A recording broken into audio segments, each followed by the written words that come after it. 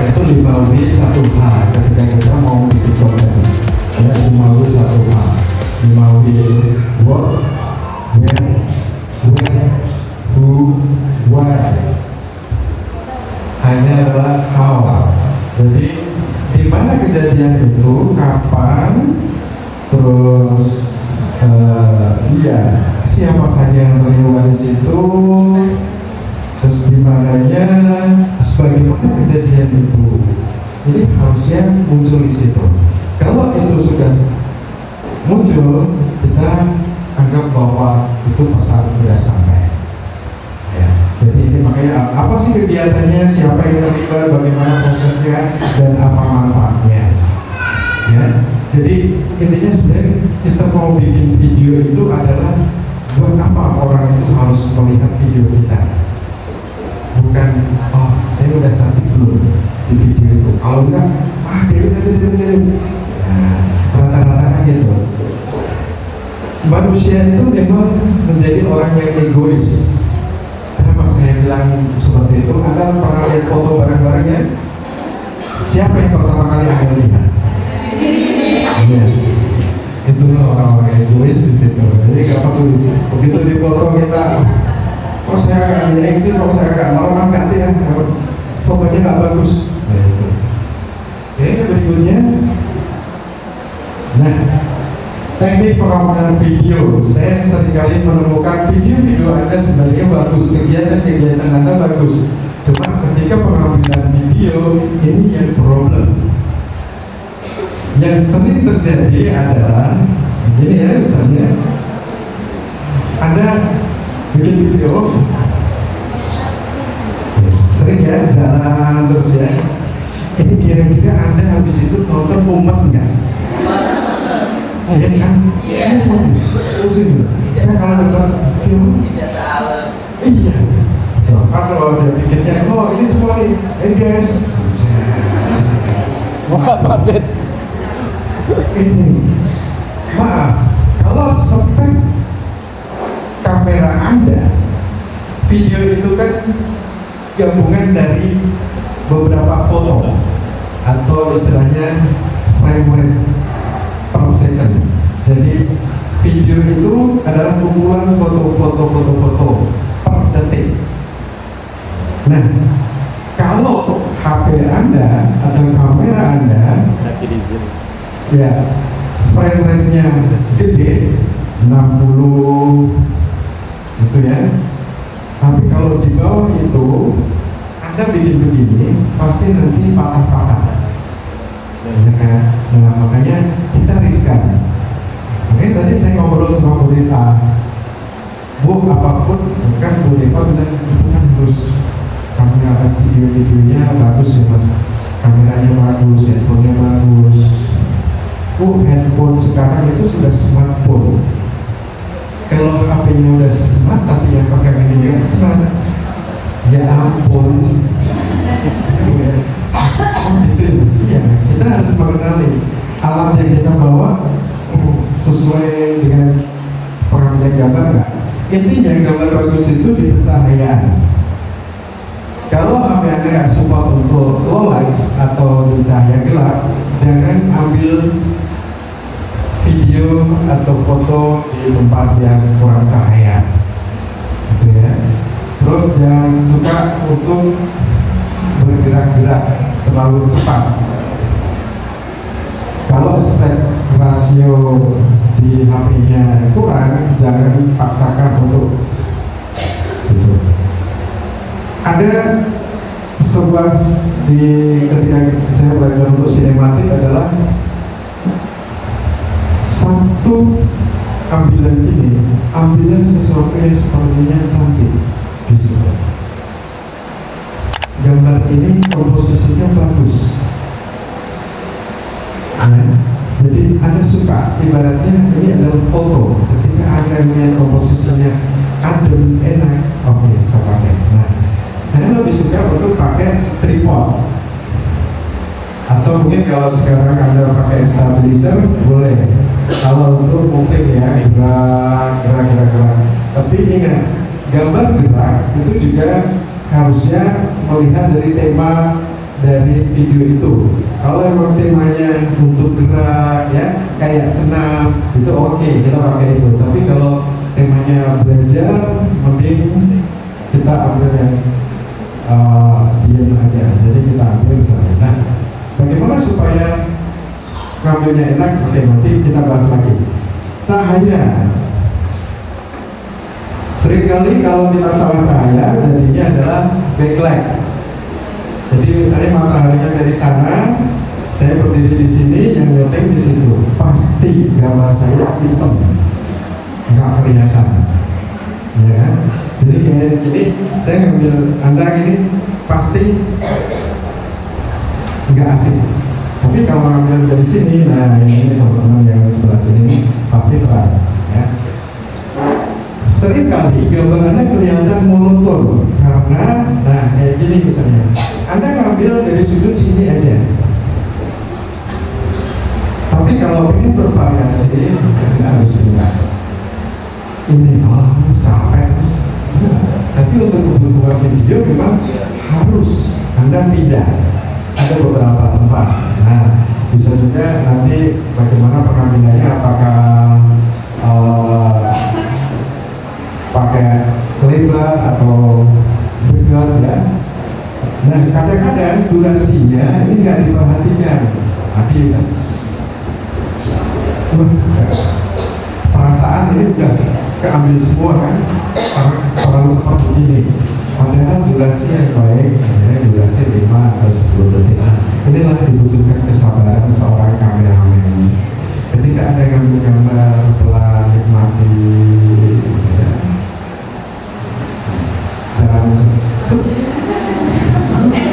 Wah, benar ya. Tapi pernah ya ambil gambar seperti itu? Sering. Tapi masih sering dilakukan? Masih sih coba. Aduh, iya. Berikutnya. Nah, biar video kita enak, jadi kita juga ada pengambilan yang lebar. Ini kan banyak ya, lebar, terus kemudian agak deket, terus ini close. Ini nanti ada perbandingannya. Tahu ya, maksudnya nanti ada wide shot, medium shot, sama close up. Kenapa close up? Close up itu biasanya untuk membangun sebuah ekspresi. Kalau saya lebih suka pakai tele karena saya takut mengganggu objek saya. Jadi kalau misalnya ini kalau saya ambil gini kan ini ketahuan, tapi saya lebih suka edit. Saya bawa tele itu saya ambil jauh. Iya. Jangan ada yang ngupil. Ini kan asli, bayangin. Ketika kita ngambil objek yang ganteng atau cantik, tiba-tiba dia mobil ekstrimnya. Jadi wah, asli gitu nanti. Ya, kemudian medium shot. Ini udah besar. Oke, silakan dulu lagi. Yes. Nah, nanti saya berharap ada elemen-elemen ini kita ambil. Kalau kita ngambil sebuah kegiatan atau video, ada workshopnya mungkin minimal 3, kemudian mediumnya ada 5, dan 5 close up. Kenapa? Karena Anda kan juga kadang-kadang dibutuhkan untuk laporan ya, pesertanya berapa? Tiba-tiba ya Anda bilang pesertanya ratusan, aslinya di absen nggak ada segitu. Nah, bagaimana antisipasi ini? Pengambilan gambar. Jadi saya lebih suka ngambil begini. Kalau saya mengambil banyak, saya nggak langsung dari sini. Terus saya kalau dari samping, pojok, ini kan orangnya banyak. Gitu. Jadi kita bisa olah ini udah banyak belum ya? Itu di situ. Jadi tampilan wide shot ini bisa menunjukkan bahwa yang hadir banyak, masanya besar, antusiasnya banyak. Nah, di situ. Terus kalau ini kan ada interaksi. Sedangkan untuk close up itu adalah ketika kegiatan itu apa? Misalnya orang makan kerupuk, ya kerupuknya disut, terus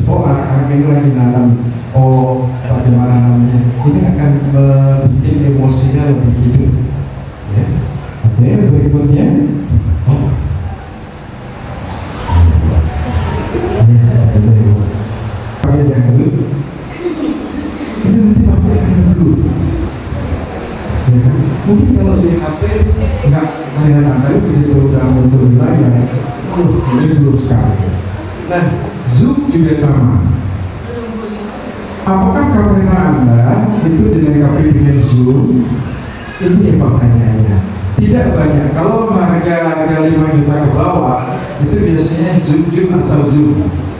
Tapi begitu di zoom, nanti munculnya adalah gambar pecah, kualitasnya menurun, gitu ya.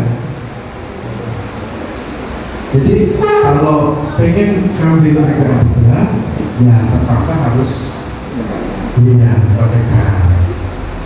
Tapi emang kita nggak bisa candid, misalnya orang ekspresinya lagi nangis atau apa, itu kalau kita deketin kan mesti marah-marah yang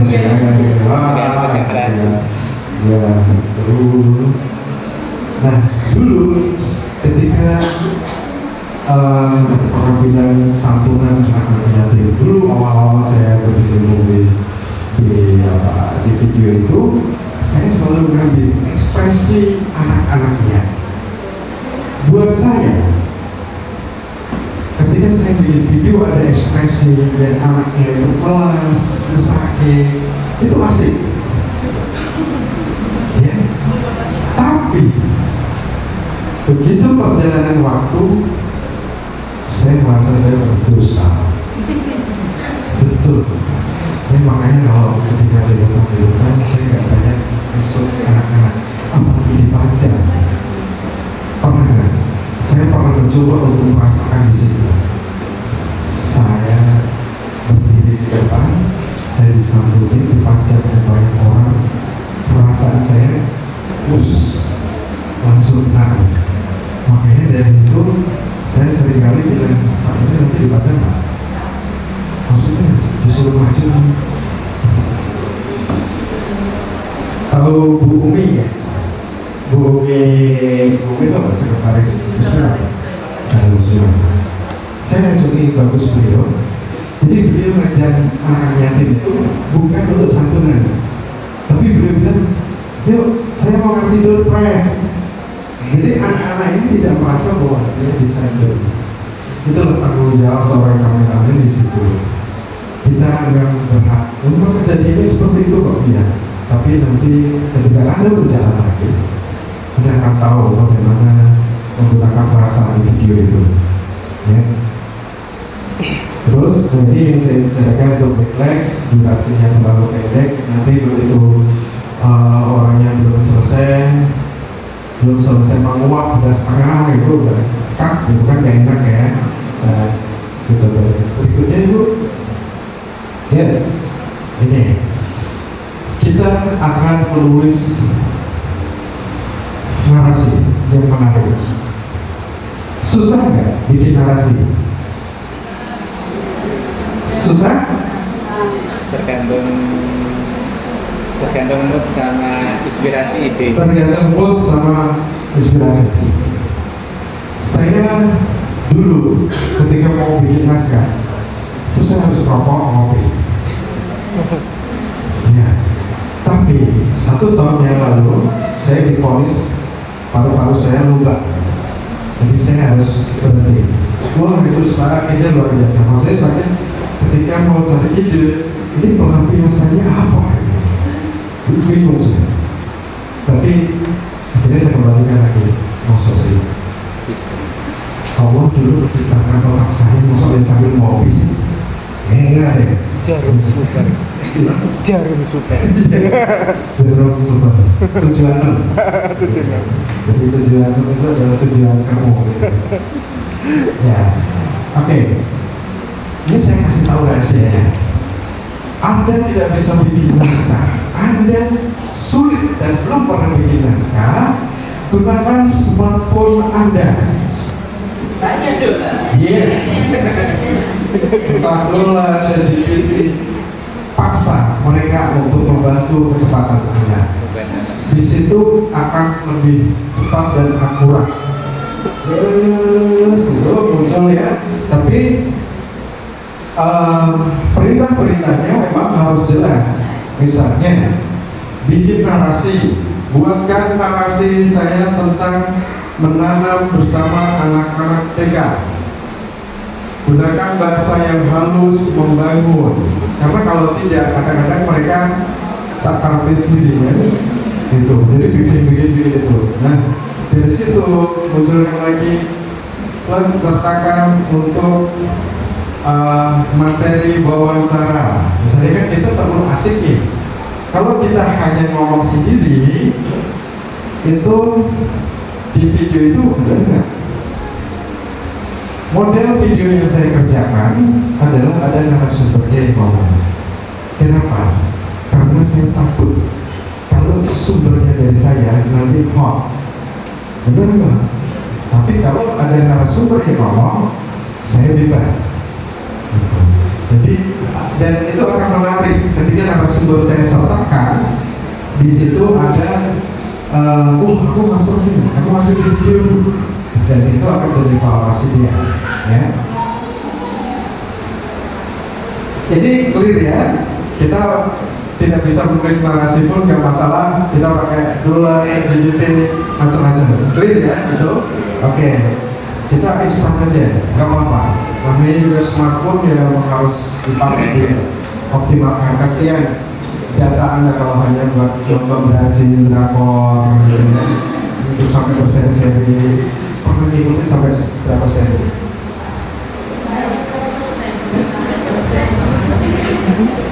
Apalagi kalau main motor, gitu. Bapak-bapak selalu dikira nggak pernah nonton. Saya yakin udah nonton. Sering juga ya? Oh, nggak pernah. Oh biasa ya. Saya curiga nih. Oke, berikutnya Bu. Yes. Nah, ini nanti kan kita coba untuk praktek berani ya. Berani. Nanti kita bikin kelompok. Kelompok kalau ini ada berapa orang ya kira-kira? 97. Masih. Kira-kira metodenya paling enak gimana? 97 atau per dedet ini? Kalau per dedet ini banyak sekali di sini.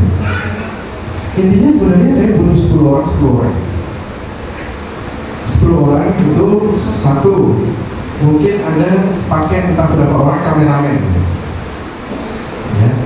Kedua, penulis naskahnya ya operator ChatGPT sama Dula.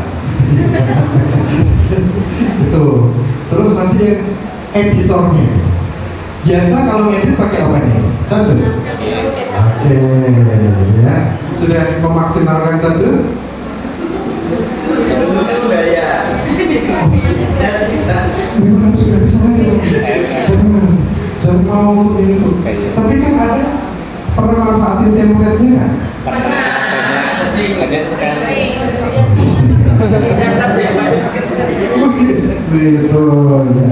Jadi itu kalau darurat nggak apa-apa sih. Ya, tapi kalau yang penting masuk butuh proporsional. Ya. Di ChatGPT atau Dula itu bagusnya nanti Anda akan dikasih kesimpulan.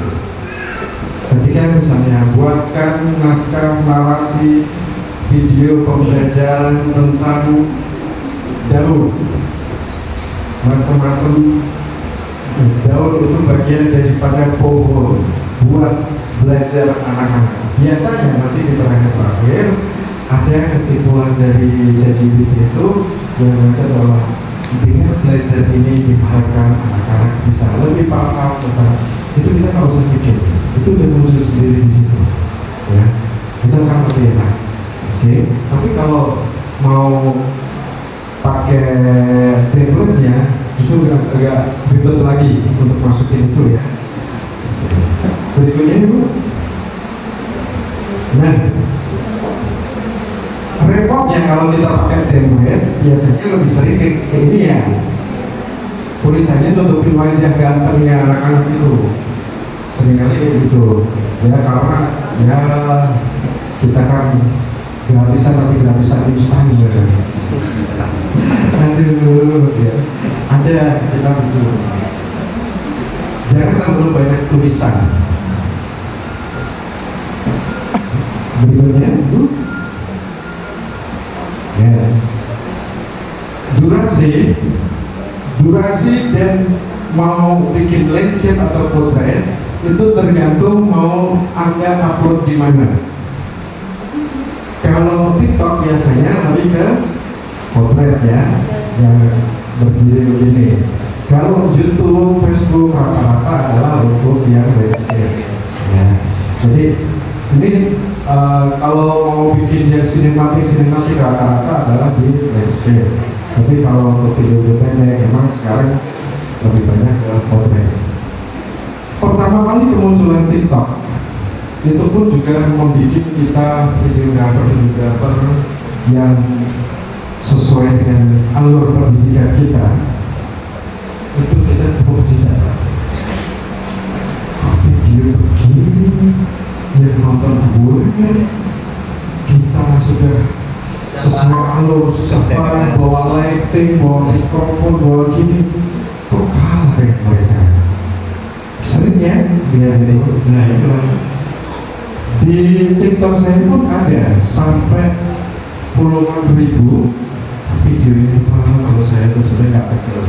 Saya kan cuma kirimin video sama salah satu anggota dewan. Om, aku bikin liputan. Ini aku waktu korban Idul Adha kemarin. Masya Allah. Videonya asik. Ternyata sudah jelas. Terus suaranya saya bingung kan, ini harus saya kasih apa? Akhirnya saya bilang, Bapak minta tolong. Di situ saya minta statementnya jaringan. Jadi komentar bukan arti korban tapi sikap 30 detik. Kalau bisa belakangnya kosong. Kalau kita menghilangkan background kan ada kan kalau ya gitu. Menghilangkan background, saya bikin masuk lagi ke ChatGPT, saya suruh untuk bikin gambar background gambar tentang Idul Adha di desa ini. Saya masukin di sini. Aman. Kelihatan bagus ya. Yang nonton sampai ribuan. Padahal saya bikin itu ampun. Ada sampai ribuan, ada mentok 200, gitu kan? Anda sering dapat ya konten-konten Anda hanya mentok 200 sampai 300. Nah itu memang TikTok itu luar biasa sekali kalau mau cari duit. Ya, oke, berikutnya.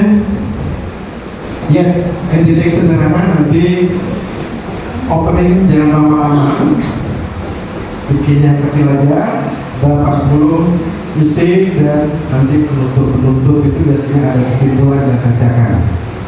Tuh, ya. Berikutnya, nah, video yang baik adalah video yang mampu menceritakan pengalaman belajar anak dengan hangat dan bermakna.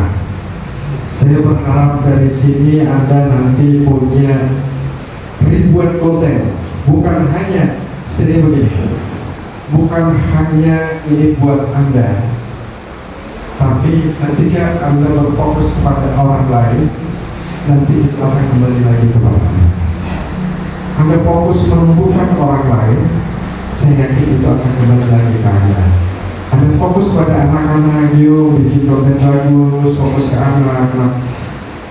Nanti Anda akan tahu, oh saya kurangnya di sini, oh saya lebih bagus di sini. Akhirnya Anda akan jadi ahli pada anak-anak. Fatoni Tutorial, solusi untuk kita.